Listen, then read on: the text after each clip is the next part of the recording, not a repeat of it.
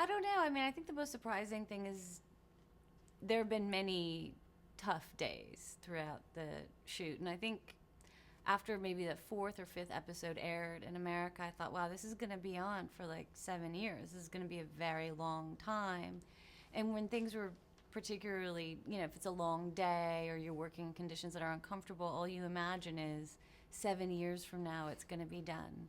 And I always imagined that I wouldn't really want to work afterwards. I was like, you're going to travel and like you could take cooking classes, do anything but acting. And it's odd. I still want to work.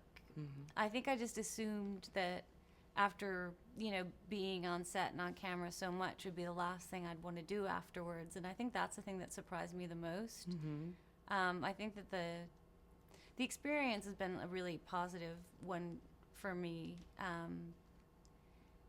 And it's sort of given me a certain amount of security and confidence that I didn't have before. And I think it's because it is like a familial environment, and you do feel so supported by your co-stars and by the crew and, Bruno, that it sort of inspired me to want to work more. Not on the same character, but I feel differently about work than I used to. It used to be something that made me feel really anxious, mm-hmm. and I had so much self-doubt, and there were so many things that were getting in my way. And I think having all of this time to sort of, practice, that I've gotten far more comfortable than I ever was. So I think that was really surprising. Mm-hmm. The idea that I call my agent, I'm like, okay, what are you going to send me? And I thought, what are you doing? Like, you've been on set more days than not for 7 years. Mm-hmm. I don't know. I mean, I think he's somebody who constantly surprises me. Of course, I've known him a long time. There's sort of, little acts of generosity when you don't expect them. But, I mean, I think that people get that from their partners in life. People are surprising. And I think, he's really been there for me as a friend. I'm sort of scared afterwards because I feel a certain amount of dependence upon him, as, somebody to... Sorry. What are you doing? My ears were burning. And I left my phone in here. That's a good one. No, Keep didn't. rolling. What excuse? I did leave my phone in there. Oh, do we talk about? Did you guys see it? They sold it to somebody on the tour trucks. Oh, you did? Yeah. And And my there's some glasses? more? Yeah. All right. He doesn't need those. Bye, darling. Have fun today. Yeah, I'm done. I know, I'm jealous. That's why I said have fun. Au revoir.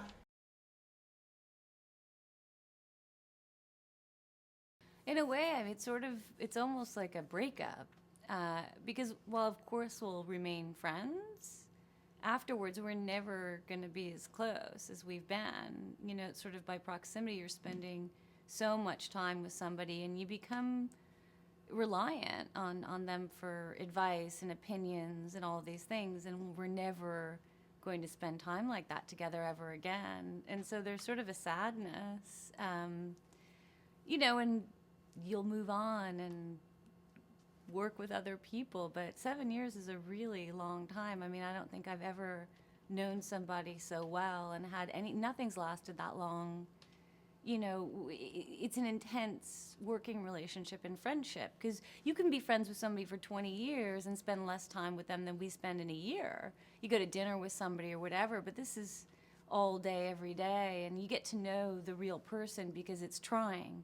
When somebody's in their work environment, there's days where there's tons of dialogue, or it's really cold, or they're dealing with an illness or a close friend being sick or family stuff that you can't avoid when you work this often, and you really do become incredibly, incredibly close with the actors and the people that you work with. And so it is like mourning a breakup. You're like, God, I know I'm going to be able to call this person up or email them whenever I want, but it's never going to be the same. It's never going to be that intimate and that close again. And that's sad, you know.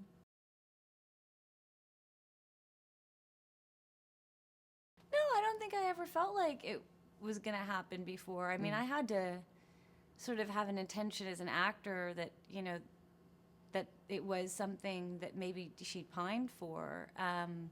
But I didn't know. I mean, Bruno swore up and down that we were never going to get together, and I believed him. I believe the quote was, if they got together, it would have, you know, like the sexual intensity of the Clintons or something. So the bar is pretty low with pleasing Bruno. And there's been a big sort of hurdle with how do you play this, because I think the tendency on most shows is just to show people kissing and being very touchy, going, okay, well, that's how we show they're in love. And I think in a way it's sort of a cheap route, you know, that you want it to mean something when the people do touch each other, and that there's a closeness in the way they talk and maybe finish each other's sentences, and a familiarity there that's not just like overtly sexual. I mean, it's not soapy, and it wouldn't seem right that they're like that. I mean, I think you see the intimacy growing, and also two people who've been on their own for a very long time that don't know how to be with somebody else. And the season sort of explores that, and you know, the fear that's involved in a new relationship, not just the sort of, you know, joy and sort of intensity. It's also, it brings up your fear of abandonment and fear of intimacy, and that this person isn't going to be around. And it sort of comes full circle to like what we do. And Jane's character has a really hard time with the idea that Teresa puts her life on the line when they work every day. And I think based on his history with losing his wife and his child, like he's terrified to lose her. And I think my character is really afraid that he's not going to stay around because nobody else has. So the idea of like each other's mortality is a huge theme of the season. And also watching these people sort of stumble along trying to make it work, and it is awkward and it is uncomfortable. And you know, I think so often when you see things on television and movies, everything is, it's not awkward. It's sort of like the fairy tale of things. And I think we're playing on, you know, the things that are difficult and how uncomfortable people feel when they're getting close to somebody for the first time and they're being seen. And is that person going to like what they see?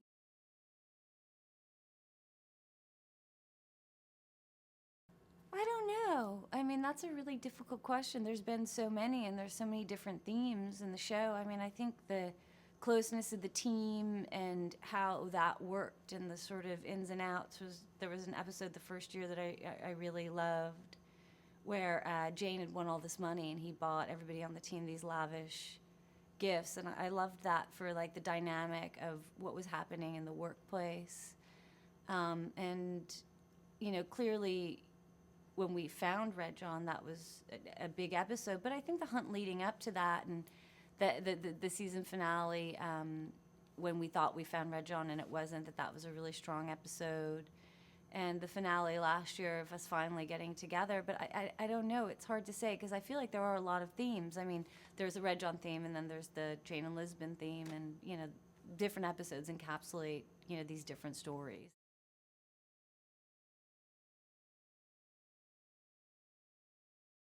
Yeah, I mean, I think if it were the right man, and I think that definitely in retrospect, from a character's perspective, it was worth, you know, the wait. But also, I don't think that the character was at a point to sort of be with somebody earlier. You know, I think that she is somebody who's very much driven by her career and identifies herself as a cop before anything else. And I think that I don't think that she was really ready. And I think that there's sort of amount of accomplishment in like meeting the right person. But I think a lot of like, you know, women today, they do get wrapped up in, you know, what it is they do as a human, and the idea of like getting married or becoming a mother and a wife, and not what it is they do is really scary to them. It's an interesting time in the world for that. You know, yesterday they were saying like the birth rate in America is lower than it's ever been, and they're attributing it to women working more and like, you know, having careers. So it's an interesting time, and I think it's a topic that was really appropriate for her. I mean, you know, I think it's something where it was always something she wanted to do, and how she got, you know, a lot of her identity like through her work.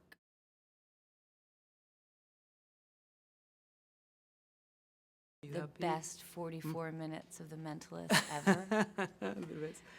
I think it's really unusual and really fantastic that we were able to have a definitive end to the show. I think often people don't know.